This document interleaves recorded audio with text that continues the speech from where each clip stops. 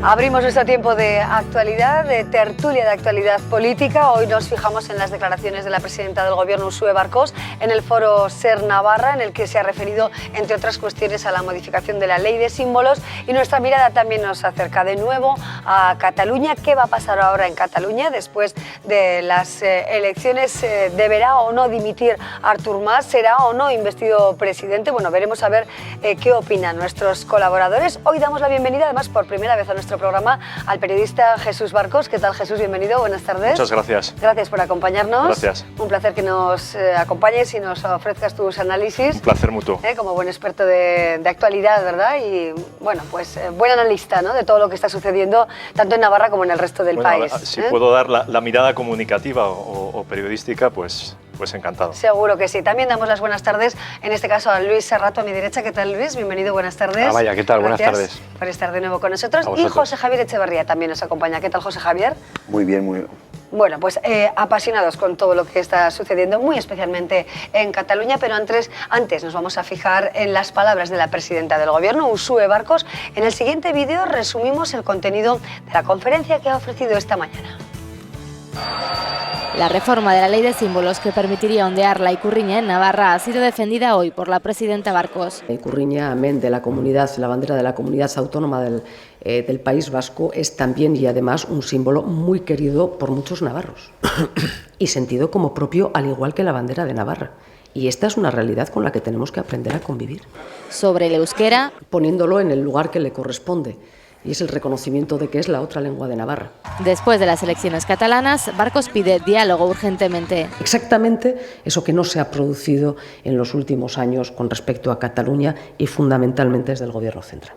Y tras lo sucedido la semana pasada en Leiza, en el homenaje de Juan Carlos Beiro, la presidenta asegura que su gobierno va a estar con el conjunto de las víctimas. A este gobierno no hay que invitarle a posicionarse por la democracia, a este gobierno no hay que invitarle a mostrar su rechazo a cualquier tipo de ataque a la democracia, sea del tipo que sea. Barkos ha anunciado que quiere tener lista su reforma fiscal para 2016 y pide tiempo para valorarla. No va a haber ninguna descompensación, no va a haber ningún castigo y desde luego no se va a permitir el que la deslocalización pueda tener una razón o excusa, lo dejo en guión, razón o excusa en estas circunstancias.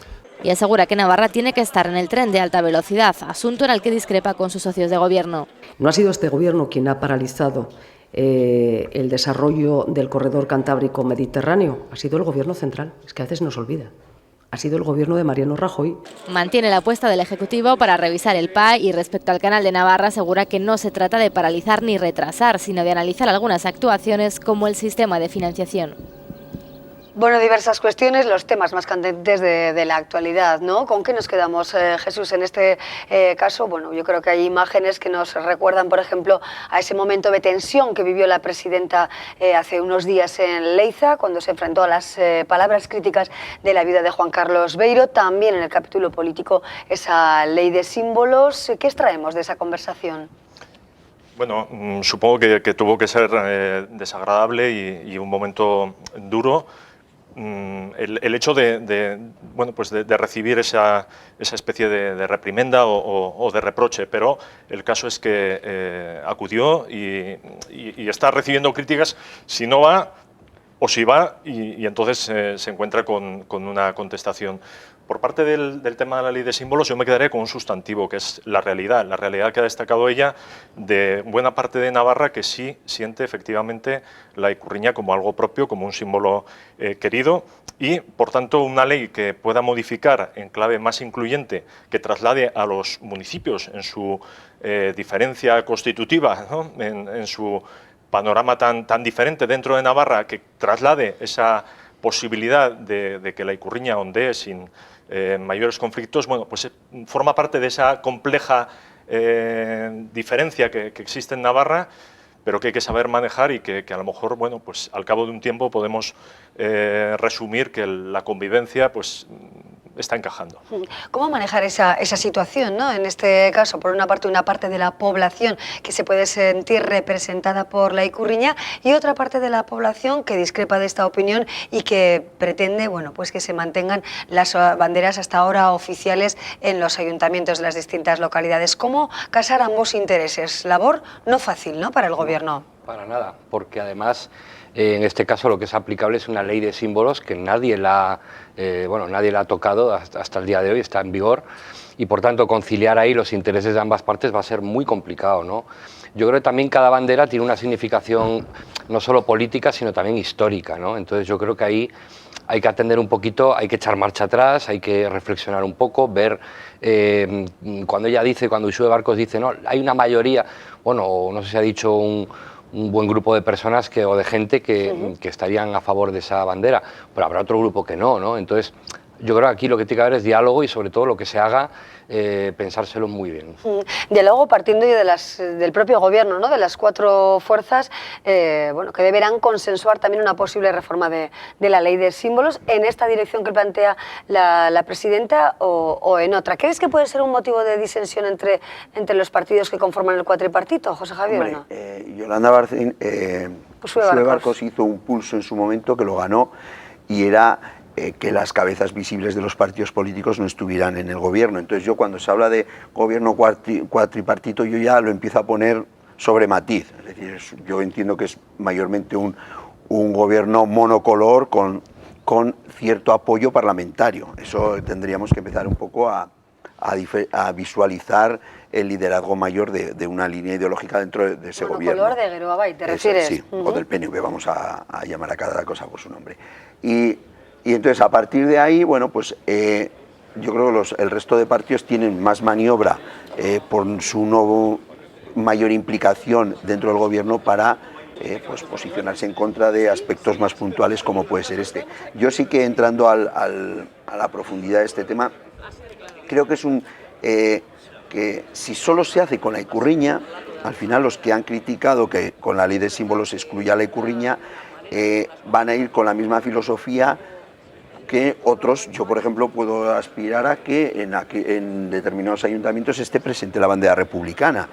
Y me acuerdo que José Luis Uriz, un poco poniendo en cuestión todo este debate de las banderas, pues sacó una bandera de Iron Maiden en el pleno del ayuntamiento de Villava, planteando que, bueno, pues si lo que hacemos es que todo el mundo pueda poner en el balcón de su ayuntamiento aquello que representa a una parte de su ayuntamiento, de sus ciudadanos, pues igual no va a haber palos suficientes para poner todas las sensibilidades que hay. Si lo único que hacemos es modificar para que entre una en concreto, pues igual estamos haciendo más de lo mismo, lo único que como ahora el que mando yo, pongo la mía, y cuando no mandaba yo, pues me quitaban la mía, ¿no? Entonces yo creo que hay que darle una vuelta a qué es lo que debe representar a los ciudadanos, si es la mayoría, si son todas las sensibilidades, o qué es lo que debe estar en el balcón de un ayuntamiento, o nada, o directamente que no haya nada y que nadie se sienta ofendido. A mí ninguna bandera me ofende, pero sí que entiendo que plantear una excepción para poner una exclusiva bandera sí que está haciendo feo a otras personas que no vemos nuestras banderas en nuestros ayuntamientos. Vale ese argumento, Jesús, aunque sabemos que los matices son distintos, yo sé que abre el abanico José Javier con esas otras posibilidades o sensibilidades que están al margen de lo que puede ser el concepto nacionalista o no, nacionalista vasco o no. ¿Vale ese concepto o en Navarra ese concepto no sirve ahora mismo? Bueno, puede valer, claro, depende de cómo miremos cada uno de los argumentos. Hombre, yo entiendo que lo de Iron Maiden pues viene cogido un poco por los pelos, ¿no? Que si atendemos a la sociología compleja de Navarra, está claro que la ikurriña forma parte de una tradición política, cultural, histórica, y que está ahí. Y que en cuanto a la bandera republicana, que efectivamente una parte también de la sociología electoral navarra reivindica la República, pero sí podríamos decir que, claro, en este caso compite con la bandera... Si vas a ese argumento, la de Navarra compite con la ikurriña. No, es que ese no, yo creo que no compite, que claro, digamos, amplía el abanico, porque la gente que aspira a tener la ikurriña en el balcón no aspira a que se quite la de Navarra. Sí, a ver, estamos hablando de que si es la bandera que representa a la comunidad político-institucional... las banderas, en plural. No, pues se está empezando a introducir la ikurriña con el fin de sustituir la bandera de Navarra por la ikurriña. Esa es la filosofía que es la realidad. O lo otro son que viene el parlamentario vasco. No es verdad. Lo hablaba la última vez que estuve aquí.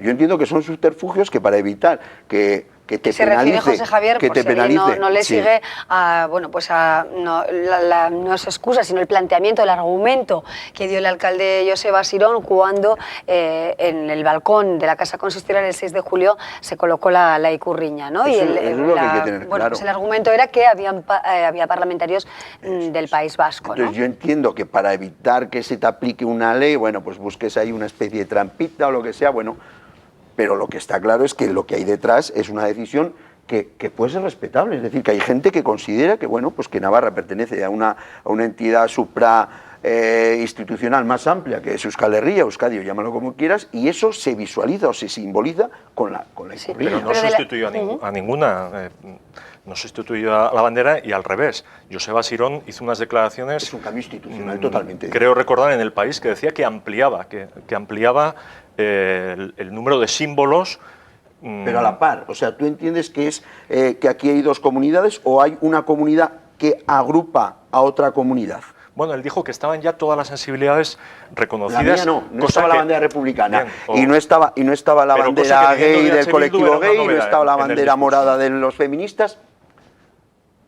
Pues solo son las que representen sentimientos nacionales o hay otros sentimientos que caben en un balcón de un ayuntamiento. La bandera del colectivo gay, por cierto, había estado unos días antes Pero ese día, ondeada. podía estar ese día también. Entonces, me refiero a que el día grande de los Sanfermín, es que cuidado con los símbolos que nos representan, Sí. porque uno se puede sentir representado desde un punto de vista nacional y yo me puedo sentir representado desde el punto de vista social y me gustaría que estuviera una bandera roja, etcétera, etcétera. Pero de las palabras de la presidenta se puede intuir que se pretenda una sustitución de la bandera navarra por la ikurriña o una complementación de banderas, podríamos decirlo así. Yo creo que se puede empezar vendiendo esa complementariedad, pero yo creo que al final lo que está detrás de todo esto es lograr que al final la ikurriña sea la bandera que represente institucionalmente a Navarra. Lo que decía, al hilo de lo que decía José Javier. Ahora están estos y pondrán, la idea puede ser esta, luego vendrán los otros y dirán que no, que te quito la otra. Entonces, al final, lo que se trata es de profundizar, y yo creo que es importantísimo, ¿no?, en cuál es la identidad simbológica que represente de la manera más amplia posible la ideología de todos los navarros, ¿no? Pero cuestión prioritaria no parece, ¿no? Al menos el gobierno sí lo ha dicho, que no es prioritaria ni urgente. El problema es que, a ver, es una normativa que permitió en su momento a un partido que era perseguidor de la ikurriña sancionar ayuntamientos que la ponían.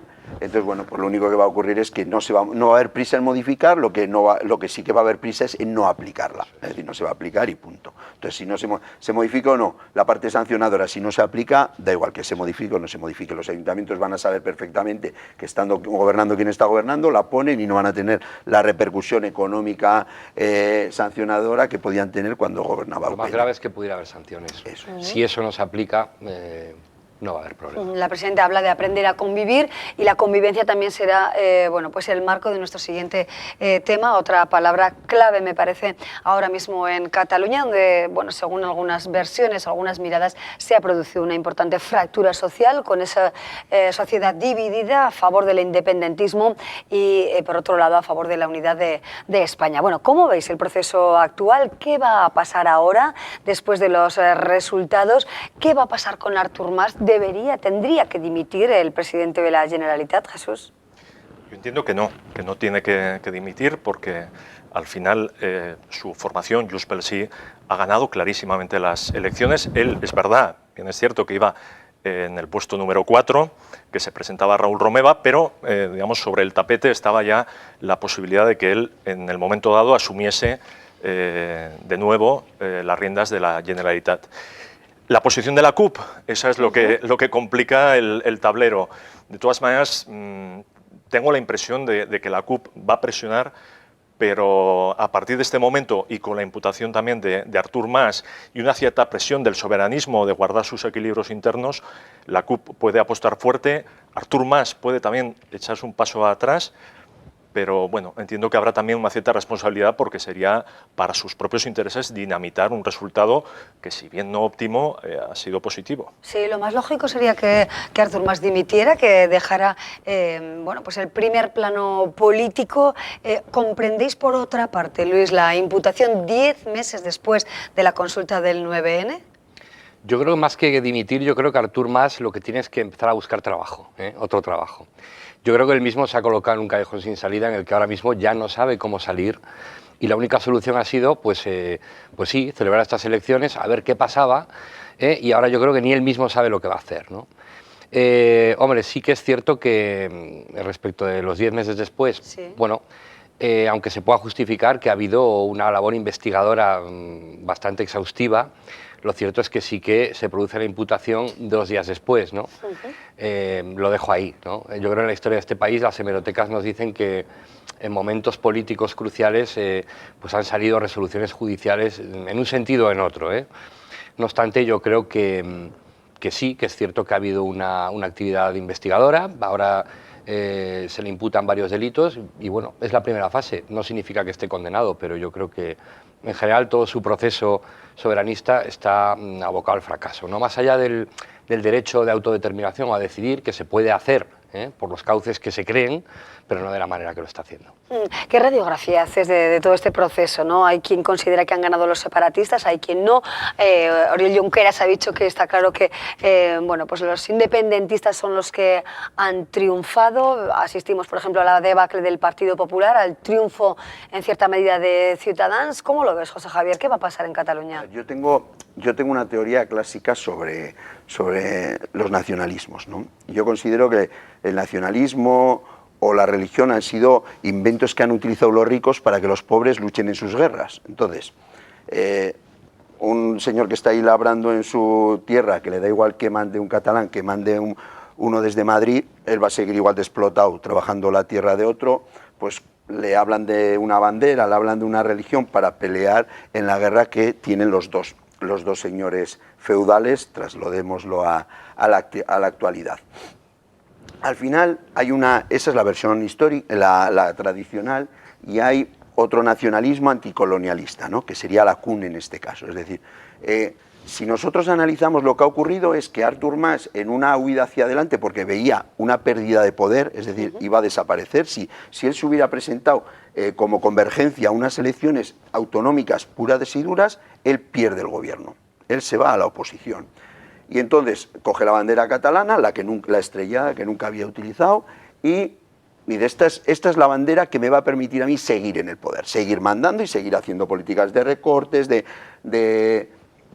perjudicando a los de siempre para que se beneficien los de siempre. Y entonces a ese juego entra Esquerra Republicana, ¿no?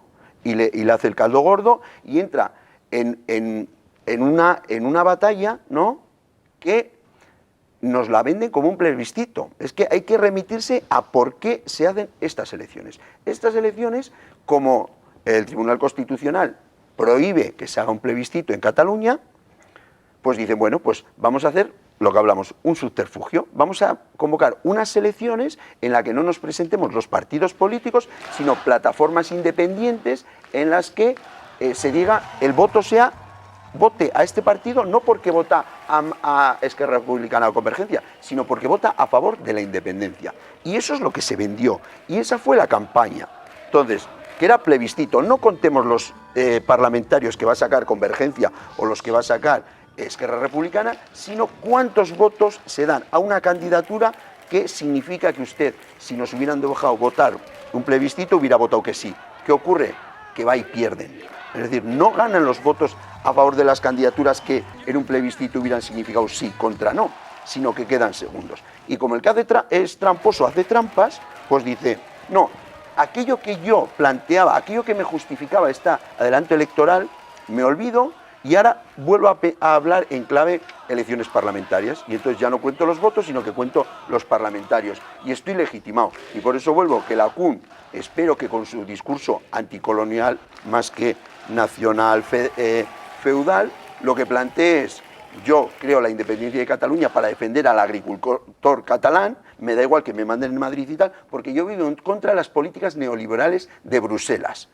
Y eso pasa porque Mas no sea el nuevo rey de Cataluña. Y esa es la clave. Y entonces, como se han dado los resultados que se han dado, Mas, si la CUN no cambia ese discurso anticolonial, antisistema, anticapitalista, Mas no puede encabezar ningún proceso independentista por mucho que la CUN lo tenga dentro de su ideario. Entonces, a partir de ahí, ¿Qué ocurre? Que se va a romper el partido este que han montado, trampa, un partido trampa, y se tiene que dar las verdaderas sensibilidades sociales para gestionar durante 4 años Cataluña, y ahí es donde tiene que haber un cambio realmente de izquierdas que las cuentas lo darían. Claro, ¿y qué papel juega en este caso Ciutadans con Albert Rivera, con Arrimadas, que en poco tiempo, ¿no?, se ha alzado, pues podríamos decir, con un poder muy considerable en Cataluña? Jesús, ¿qué análisis merece esta fuerza emergente hace no demasiado tiempo y que ha crecido de tal manera hasta, bueno, pues ver cómo realmente es una fuerza que dice ya mucho, ¿no?, la segunda fuerza en Cataluña? Sí, en realidad se ha convertido en el voto útil del unionismo, y Albert Rivera, la misma noche electoral, sacó pecho, y además tenía motivos para hacerlo, presentándose ya como el pegamento, ¿no?, la formación que ha logrado evitar la ruptura dentro de España.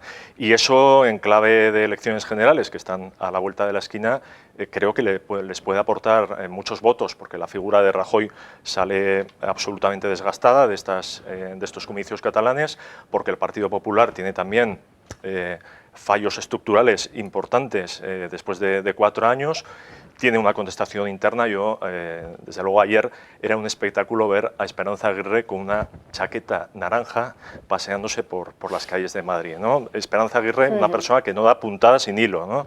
El mensaje a la línea de flotación, ¿no?, de su propio partido era tremendo. Y bueno, pues veremos, las cosas desde luego están apasionantes. Así es. Bueno, elecciones, después de lo que ha sucedido, bueno, ¿cómo de alguna manera lo sucedido en Cataluña se puede transponer a lo que puede suceder en las próximas elecciones generales?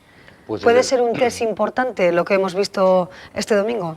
Sí, desde luego yo creo que es una buena muestra de lo que está sucediendo, ¿no? Lo que ocurre en Cataluña puede sentar un precedente muy peligroso, porque aparte de que puede ir alterando la conciencia de los ciudadanos del resto de comunidades, yo creo que a nivel de elecciones generales puede tener una repercusión también importante, ¿eh? Yo creo que el Partido Popular, por ejemplo, se ha llevado un gran varapalo estas elecciones en Cataluña, y yo creo que a nivel nacional le puede también pasar factura. Sí, la declaración unilateral de independentismo queda absolutamente descartada.